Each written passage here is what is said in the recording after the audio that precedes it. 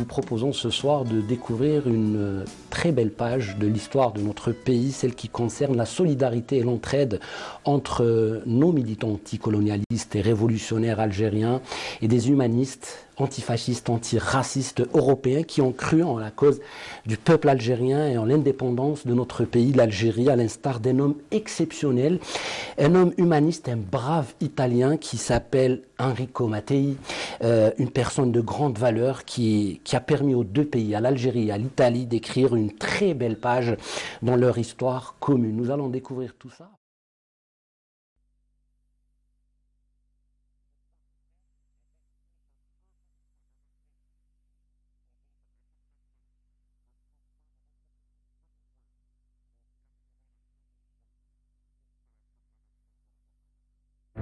En décembre 1958, une délégation de responsables de la révolution algérienne, composée de messieurs Ben Youssef Ben Khadda, ministre des Affaires sociales du GPRA et président de la délégation, Mahmoud Cherif, ministre de l'Armement et des Liaisons Générales, ainsi que Saad Dahleb, directeur de l'information, est reçu par les autorités chinoises à Pékin.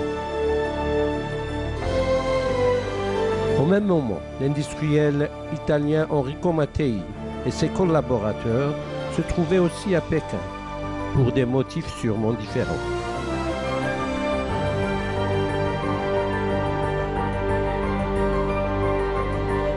Le hasard a voulu qu'Algériens et Italiens se retrouvent dans un Tupolev à destination de Moscou. L'avion fait escale à Omsk, en Sibérie, à cause des mauvaises conditions météorologiques. Durant 3 jours et à moins de 44 degrés, les deux délégations vécurent ensemble les caprices de Dame Nature.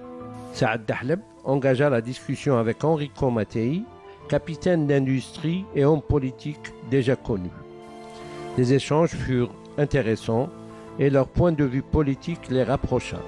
Dahleb exposa la cause algérienne à son interlocuteur qui fut séduit. Il le présenta ensuite à ses compatriotes. Donc, automatiquement, M. Youssef Ben Khadda et Ben Youssef, et puis M. Mahmoud Cherif se sont intéressés, mais c'est toujours Saad qui a continué à discuter avec Saad. Ils se sont liés, il y a eu un feeling qui s'est créé entre eux, et les gens qui ont vécu des moments de ce genre savent très très bien que le premier contact, c'est lui qui détermine la relation. Au 3e jour, ils ont embarqué, ils sont partis à Moscou. À partir de Moscou, ils se sont séparés, mais la délégation algérienne est venue sur le Caire, et puis la délégation, ou les deux personnes italiennes, M. Mattei et son collaborateur, sont partis sur Rome, avec la promesse de se voir parce que M. Mattei avait des intérêts en tant qu'ennemi au Moyen-Orient et en Égypte tout particulièrement, où il avait obtenu d'Abdel Nasser un champ pétrolifère. Je devais rencontrer ce journaliste dans cet hôtel au Caire. C'était le Sémiramis. Et par coïncidence, se tenait là la première conférence sur le pétrole. Pas organisée par aucun gouvernement, c'était les multinationales, c'est-à-dire essentiellement les Anglais et la CFP, la Compagnie française du pétrole, qui avaient réuni des experts. Et historiquement, c'est la première rencontre consacrée au pétrole. C'est ainsi que ce journaliste, qui s'appelait Joe Kraft, m'a dit qu'il y avait un important personnage italien, Enrico Mattei, qui cherchait à contacter le gouvernement provisoire. Il m'a demandé si je voulais bien le rencontrer. Donc c'était ma première rencontre avec Enrico Mattei.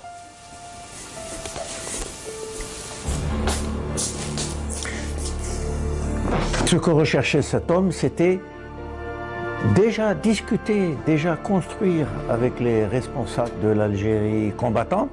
En arrivant de son voyage en Chine, Saad Dahleb Et les deux ministres ont fait un rapport adressé au GPRA pour dire la personne qu'ils avaient rencontrée et les avantages qu'ils pouvaient tirer de cette rencontre. D'autres rencontres et d'autres échanges suivront entre Mattei et les responsables algériens.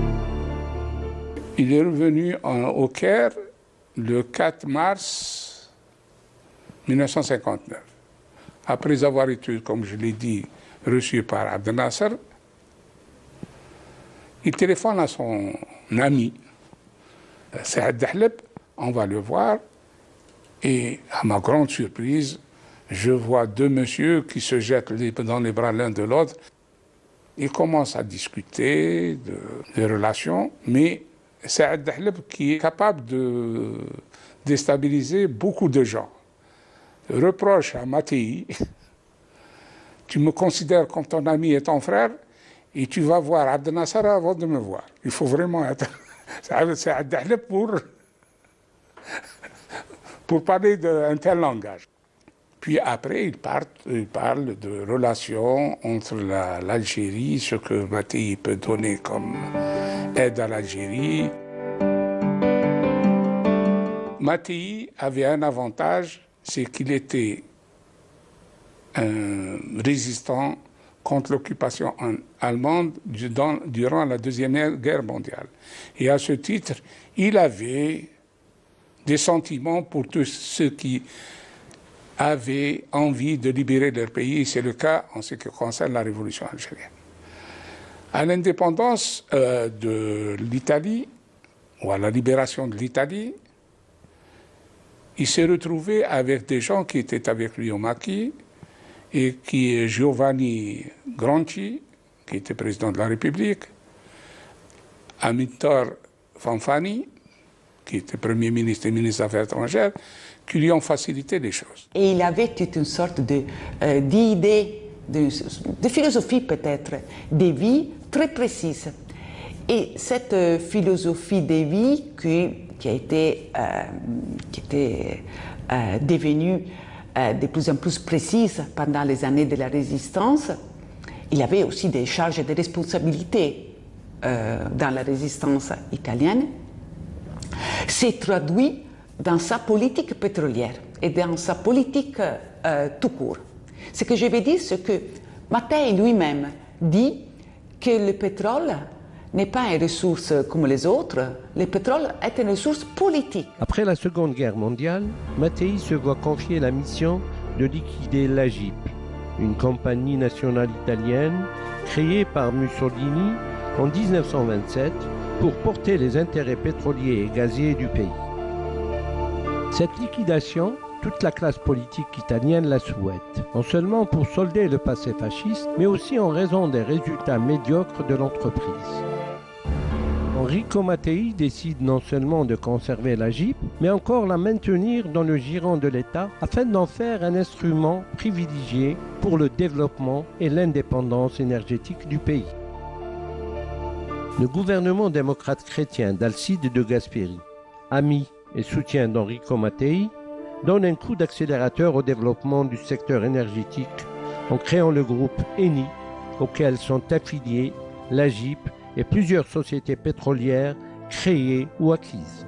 C'est de là, en 1953, que sous la direction d'Enrico Mattei, l'Eni, entreprise italienne d'hydrocarbures, va tenir tête aux puissantes compagnies pétrolières occidentales qui se partageaient les richesses des sous-sols des pays du Sud. Forte d'une stratégie de communication mise en œuvre par Enrico Mattei, l'Eni, qui possède aussi un journal, El Giorno, et deux agences de relations publiques, médiatisent toutes ces réalisations, qui font la fierté des Italiens et qui augmentent le capital sympathie d'Enrico Mattei. Lors de la crise iranienne et la chute du docteur Mossadegh en 1953, l'Eni applique strictement l'embargo sur l'or noir iranien. Mattei pense ainsi pouvoir récupérer des parts dans le consortium international que les Américains sont en train de monter pour épauler l'anglo-persien. Leni est écarté sans ménagement du pétrole iranien, ce qui fait raconter cette histoire à Enrico Mattei, l'histoire du petit chat qui veut manger dans la gamelle des gros chiens. Preferisco incominciare raccontando un episodio personale. Una ventina di anni fa ero un buon cacciatore e andavo a caccia nelle montagne vicino a Varzi. Sono montagne che vanno fino a 1000 metri. E andavamo a caccia a Pernici e Coturnici, quindi sui canaloni. Si sale e si scende dal mattino alla sera. E allora avevo 2 cani, un bracco tedesco e un setter. E incominciando all'alba e finendo a sera, gli uomini e i cani erano stanchissimi, morti. Ritornando in questa casa di contadini dove ci riunivamo la sera, la prima cosa che veniva fatta veniva data da mangiare ai cani. E veniva preparato un grande catino di zuppa per questi cani. E io mi stavo togliendo uno stivale e vedevo questi 2 cani che erano dentro con la testa nel catino e seguitavano a mangiare con voracità. Era una zuppa che forse bastava per 5 cani, non per 2. In quel momento, in un angolo sentii un miagolio e vidi arrivare un gattino grande così, uno di quei gattini dei contadini, magri, affamati, deboli. Avevo una gran paura, si vedeva perché vedeva i cani, però avevo anche una gran fame. E si avvicinò piano piano, miagolando, guardando i cani, e siccome i cani erano immersi con la testa nel catino, il gattino seguitava ad avanzare.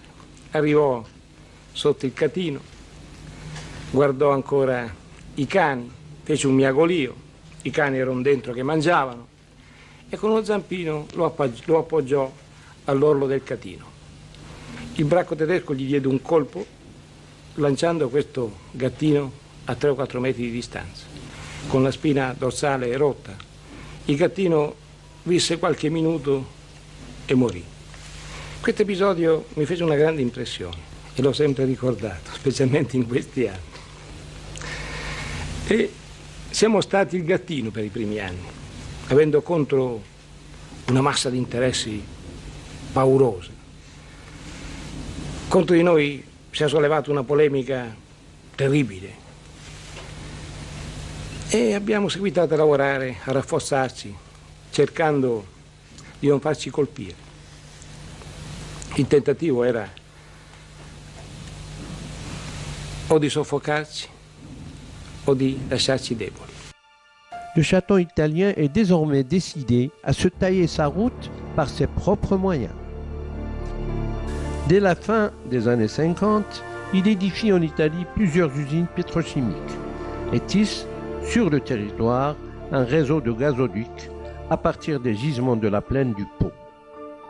Mais son véritable objectif est l'international. Pour contourner l'embargo des 7 sœurs et en pleine guerre froide, Mattei va chercher son pétrole directement chez les soviétiques, à bas prix et troqué contre des marchandises et des équipements italiens. Mattei est très connu pour la formule 75-25, c'est-à-dire que par rapport à ce qu'on appelait les majors, les entreprises pétrolières anglo-saxonnes, qui faisaient la moitié des profits avec le pays producteur, la formule Mattei, comme on l'appelait comme ça, est plus généreuse. Elle est mise en œuvre dès 1955 avec l'Égypte de Nasser, puis 3 ans plus tard avec l'Iran, le Maroc, la Tunisie et la Libye. Une société est créée, détenue à part égale par l'ENI et par l'État concerné. À celui-ci reviennent 75% des bénéfices, contre 50% dans le régime concessionnaire habituel. Une véritable aubaine, on s'en doute, pour les pays producteurs.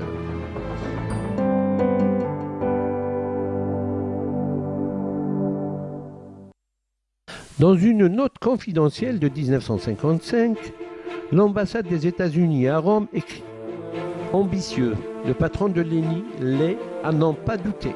De l'ENI, Mattei fait un État dans l'État. L'ENI, c'est Mattei, et Mattei, c'est l'ENI. Ses ambitions semblent illimitées. » C'est en janvier 1956 que le pétrole a été découvert pour la première fois au Sahara algérien, dans la région d'Ain Amenas. La découverte du plus grand champ pétrolier algérien, à Simassaoul, est intervenue en juin de la même année. En juin 1958, suite à l'effondrement de la 4e République, la France rappelle Charles de Gaulle comme un sauveur. Charles de Gaulle qui promet de faire du Sahara algérien le Texas américain. Ce que Mattei veut faire, c'est de, si vous voulez, décoloniser le pétrole. Le pétrole, à son avis, doit être mis au service d'une politique qui ne soit pas colonialiste.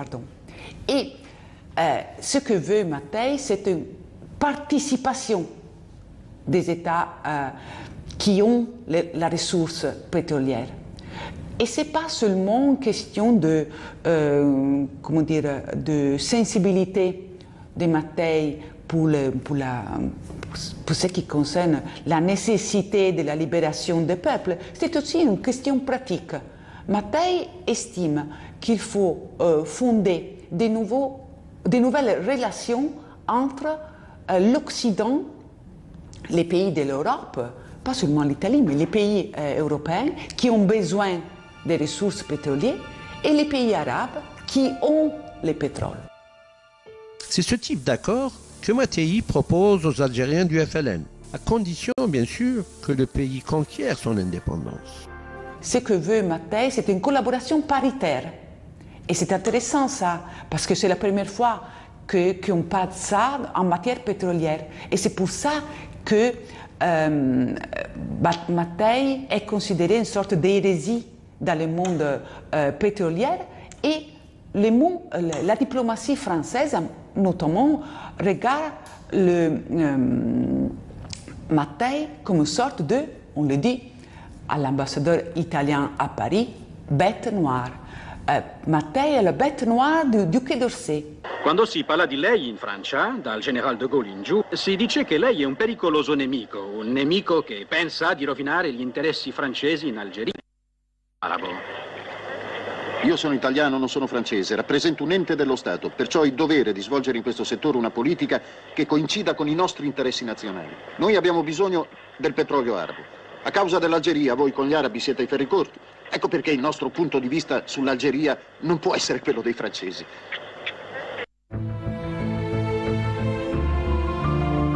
Face à la question algérienne, l'Italie des années 50 a mené une politique atlantiste d'un côté et une solidarité agissante envers les nationalistes algériens de l'autre. Cela paraît ambigu. Je ne crois pas qu'on puisse résumer l'attitude de l'Italie vers la guerre d'Algérie en parlant d'ambiguïté. Enfin, la politique de l'Italie était à l'époque très compliquée à ce sujet, parce qu'il faut tenir compte que l'Italie est un allié de la France dans le cadre européen et atlantique, mais l'Italie est aussi, ou veut mener, une politique de sympathie et d'amitié à l'égard du monde arabe. Parce que l'Italie a perdu les colonies en 1949 et de ce moment-là, elle est devenue officiellement anticoloniale. Donc la politique de l'Italie à l'égard de la guerre d'Algérie doit tenir compte de ces deux volets. D'un côté, le devoir de solidarité envers la France, alliée en Europe et au sein de l'Alliance Atlantique, et de l'autre, la nécessité de poursuivre une politique d'amitié envers le monde arabe. Il y a une politique officielle du gouvernement italien qui ne peut pas faire manquer à la France son appui au niveau, par exemple, des Nations Unies. Mais de l'autre, même au niveau du gouvernement et du Parlement, du milieu politique italien, il y a des courants qui deviennent de plus en plus importants. de sympathie envers la cause algérienne. Du 3 au 6 octobre 1958, se tint à Florence les rencontres méditerranéennes. Elles ont été organisées par Giorgio La Pira, démocrate chrétien. On dit de La Pira qu'il était pour le moins un illuminé catholique qui cherchait à permettre la rencontre entre les trois religions monothéistes et à restaurer ainsi l'unité méditerranéenne. Ce pont entre les trois cultures religieuses était selon lui le seul moyen d'assurer la paix entre le monde occidental et le tiers-monde méditerranéen naissant, en l'éloignant de la tentation marxiste et matérialiste. La Pira a un malaise, donc il ne peut pas participer au colloque. Et donc la présidence du colloque est assurée par le prince marocain Boulaye Hassan. Parce que ce colloque avait été soutenu par le souverain marocain Mohamed V. Deuxième problème, Ahmed Boumejel et Ada Bengueta, qui sont arrivés de l'Algérie, sont bloqués à l'entrée de Palazzo Vecchio par la police italienne. Les Français, dès qu'ils voient les délégués algériens, s'en vont. Donc, les Français, même le consul français à Florence, quittent le colloque en signe de protestation pour la présence des Algériens. Les colloques, en quelque sorte, met la question algérienne aux premières pages des journaux italiens. À la cérémonie d'inauguration du colloque, ils sont présents les chefs italiens, c'est-à-dire il y a le président de la République Gronchi, il y a le président du Conseil Fanfani, il y a aussi les sous-secrétaires aux affaires étrangères, il y a plein du monde du gouvernement italien. Donc, ce que dit la diplomatie française, c'est on accuse le gouvernement italien d'avoir appuyé une manifestation où l'indépendance de l'Algérie était réclamée par tout le monde. Fanfani est accusé dans le Parlement d'avoir mis en danger les relations entre l'Italie et la France par sa participation au colloque méditerranéen. Et Fanfani, à la Chambre des députés, répond en montrant une lettre de De Gaulle qu'il a été envoyée après le colloque méditerranéen. Et dans sa lettre, De Gaulle dit qu'il n'y a pas de problème dans les relations entre l'Italie et la France.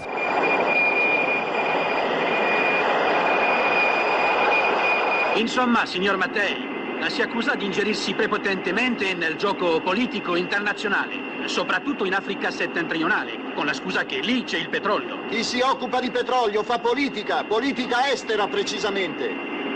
È il monopolio dei petrolieri americani che porta la nostra attività a queste conseguenze. Si parla da sempre di una guerra del petrolio. Questa espressione non l'ho inventata io. Quanto al Sahara, tutti sanno che è proprio il petrolio nascosto sotto il deserto, la vera ragione della tragedia in Algeria. In cui lei è coinvolto. Si dice che le armi all'Algeria... Si dicono tante cose, ma se vuole la mia opinione è questa. L'Algeria ha diritto alla sua indipendenza. À la fin de 1957, Tayyip Boulahrouf est envoyé comme représentant du GPRA à Rome. Très vite, en homme intelligent et en bon diplomate, il se fait admettre dans le monde politique italien. Il avait des contacts avec les autorités institutionnelles et organisationnelles et a bénéficié de leur protection. Giorgio La Pira, du Parti démocrate chrétien, se rapproche de Boulahrouf et va jusqu'à l'appeler sympathiquement Augustino, en souvenir de Saint Augustin, évêque de Annaba. Boulahrouf échappe à un sanglant attentat automobile. L'enquête policière romaine a abouti à de forts soupçons à l'encontre des services secrets français. Boulahrouf se voit remettre de la main du ministre de l'Intérieur, Tromboni, un 765 Beretta et un permis de port d'armes. L'Italie n'a pas renié ses liens avec la France, mais apporte un soutien essentiel aux Algériens. En novembre 1957, Il Giorno, qui appartient à Mattei, titre « À qui appartient le Sahara ?» Baldacci écrit que la France n'a d'autre choix que de traiter pour une paix véritable en Algérie. De son côté, le quotidien indépendant Il Tempo publie un entretien avec Farhat Abbas. Du 2 au 8 décembre 1960 se tient la Semaine de l'Algérie avec l'organisation de plusieurs manifestations dans les villes italiennes. Début 1961, un comité italien pour la paix en Algérie se met en place pour œuvrer en faveur de la paix et de l'indépendance de l'Algérie. Le comité édite pendant une année la revue Algéria.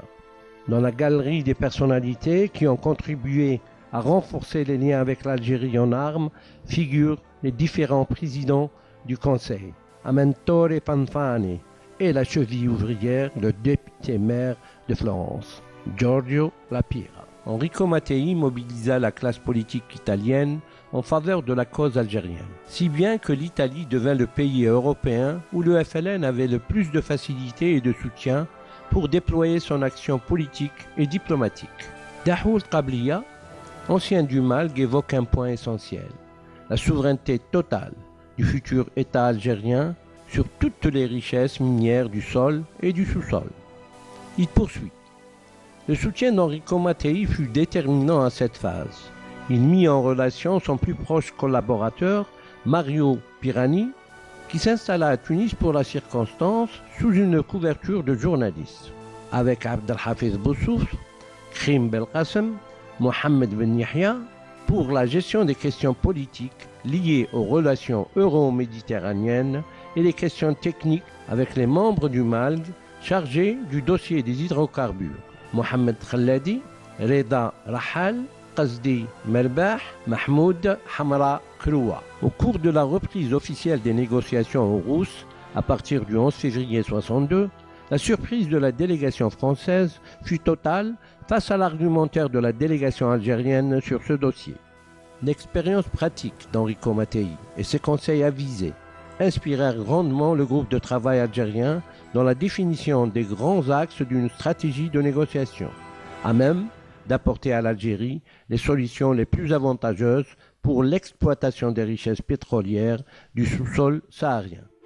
Le 27 octobre 1962, vers 19h, un avion, le Morane Saulnier, en provenance de Catane, en Sicile, s'écrase en Lombardie, non loin de l'aéroport de Milan. De l'appareil, on récupère 3 cadavres. Celui du pilote, Irnerio Bertuzzi, du journaliste américain William McHale, représentant du magazine Times à Rome, et celui d'Enrico Mattei. Le lendemain de la mort d'Enrico Mattei, on pouvait lire à la une du Times Magazine « Enrico Mattei est l'homme le plus puissant qu'ait connu l'Italie depuis César Auguste ». Quant à la une de la Repubblica, Giorgio Valentino Bocca, rédacteur en chef, écrit « Qui est Enrico Mattei? Un aventurier? Un grand patriote? Un homme imprévisible, indéfini, capable de charme chaleureux ou de grande fureur, généreux mais avec une mémoire d'éléphant pour les offenses subies, qui sait pénétrer et se faire admettre dans tous les milieux, capable d'utiliser l'argent mais pour se servir et sans en profiter lui-même. Tel est Enrico Mattei. À qui profite la mort de Mattei? Et qui sarà stato il mandante? C'est vrai que l'OAS avait intérêt, parce que pour des raisons de Sahara, d'indépendance de l'Algérie, de soutien à l'Algérie. On ne peut pas dire vraiment qui est le responsable de l'attentat vers Mattei. Il n'y a pas bien entendu des sources diplomatiques à ce sujet. On peut dire qu'à l'époque, Mattei était une sorte, je disais, de bête noire pour la France, pour l'OAS, pour ce qu'il avait fait, surtout en Algérie, mais il faut considérer aussi que l'Algérie était déjà devenue indépendante en juillet. Au moment de la mort de Mattei, c'était déjà quelques mois qu'il a la guerre d'Algérie était finie. J'exclus l'OAS pour la simple et unique raison, c'est que l'OAS n'avait pas les moyens de faire un attentat de ce genre. Ma certamente che non si sia trattato di un incidente.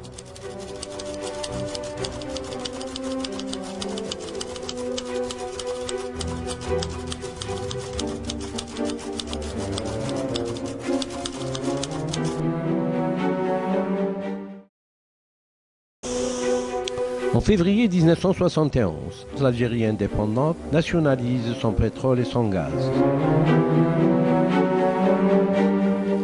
La coopération avec l'INI s'affirme notamment dans la construction du gazoduc qui lie l'Algérie à l'Italie à travers la Tunisie et qui fut baptisé Enrico Mattei. Il a été inauguré en août 1983 par les présidents Chadli, Bourguiba et Pertini. Ce gazoduc devient le pont qui lie les deux pays.